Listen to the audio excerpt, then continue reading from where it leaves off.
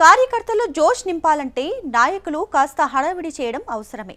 ప్రతిపక్షం అధికార పక్షం ఏ వైపు ఉన్నా కూడా అప్పుడప్పుడు పొలిటికల్ స్పీడ్ పెంచాల్సిందే. కానీ ఈ స్పీడ్ ఆ నియోజకవర్గంలో శృతి మించుతోందట. రాజకీయ ఆరోపణలు కాస్త చివరికి రాసలీల ఆరోపణల దాకా వెళ్తున్నాయట. ప్రజల కోసం చేయాల్సిన పొలిటికల్స్ కాస్త డర్టీ పాలిటిక్స్గా మారుతున్నాయట. ఇంతకు ఏంటి ఆ నియోజకవర్గం? ఈ స్టోరీలో చూద్దాం. రాజకీయాల్లో విమర్శలు ప్రతివిమర్శలు కామన్. ప్రజా సమస్యలపై ప్రతిపక్ష నేత ప్రశ్నించటం, అందుకు అధికార పక్షం సమాధానం చెప్పడం, లేక విమర్శలను ధీటుగా తిప్పికొట్టడం చూస్తూనే ఉంటాం. కానీ కరీంనగర్ జిల్లా మానకొండూరు నియోజకవర్గంలో రాజకీయాలు రోజురోజుకు డర్టీ పాలిటిక్స్ ని తలపిస్తున్నాయట. బీఆర్ఎస్ కాంగ్రెస్ నాయకుల మధ్య ఎలాంటి విమర్శలు ఆరోపణలు మొదలైనా అవి చివరికి రాసలీలలు లైంగిక ఆరోపణలకు దారితీస్తున్నాయట. బాధ్యత కలిగిన నేతలుగా తాము ప్రజా జీవితంలో ఉన్నామనే విషయాన్ని మరిచి వ్యవహరిస్తున్నారట సదరు లీడర్లు. ఇలా పరస్పరం చేసుకుంటున్న రాసలీలల ఆరోపణలు మానకొండూరు వాసుల్లో విసుగు పుట్టించేలా తయారయ్యాయట. మానకొండూరు కాంగ్రెస్ ఎమ్మెల్యే కవ్వంపల్లి సత్యనారాయణ, మాజీ ఎమ్మెల్యే బీఆర్ఎస్ నేత రసమయి బాలకిషన్ మధ్య ఎలాంటి వాగ్యుద్ధం మొదలైనా అది చివరికి పరస్పరం రాసలీలలు కామలీలలకు ముడిపెడుతూ ఆరోపణలు చేసుకుంటున్నారట.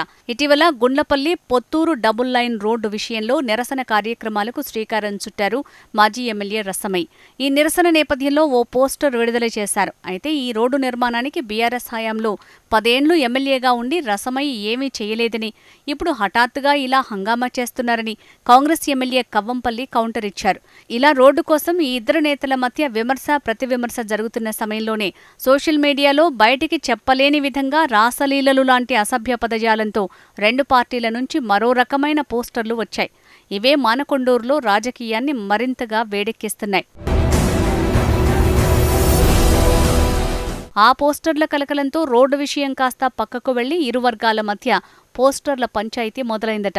నన్ను కామలీలల మనిషంటావా? నువ్వేం చేశావో నాకు తెలీదా అంటూ ఒకరు, వాట్ నాన్సెన్స్, అసలు ఎమ్మెల్యే క్యాంపు కార్యాలయంలో అభివృద్ధి సమీక్ష కాదు, ఇలాంటి వాటిపైనే సమీక్ష చేస్తున్నావు అంటూ మరొకరు విమర్శలు గుప్పించారు.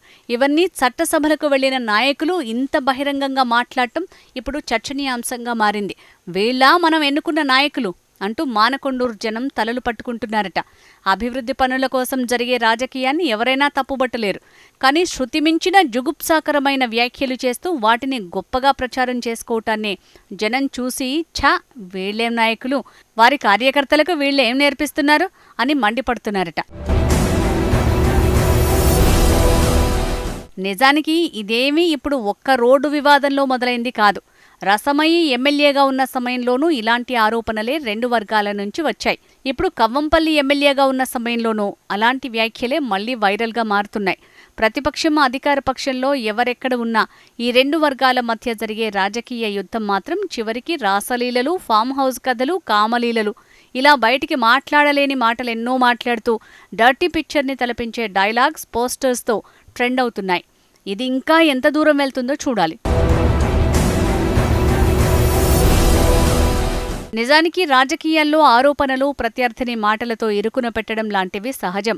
కానీ ఇలాంటి జుగుప్సాకరమైన ఆరోపణలు, విమర్శలు స్థానికుల్లో నిరాశను తెప్పిస్తున్నాయి. అభివృద్ధి కోసం జరగాల్సిన రాజకీయాలు ఇలా డర్టీగా మారటమే జుగుప్సాకరంగా మారాయి. మానకొండూరు రాజకీయాల్లో అభివృద్ధి చర్చల నుంచి దూరమై రాసలీలలు, కామలీలలు వంటి ఆరోపణలతో డర్టీ పిక్చర్గా మారాయి.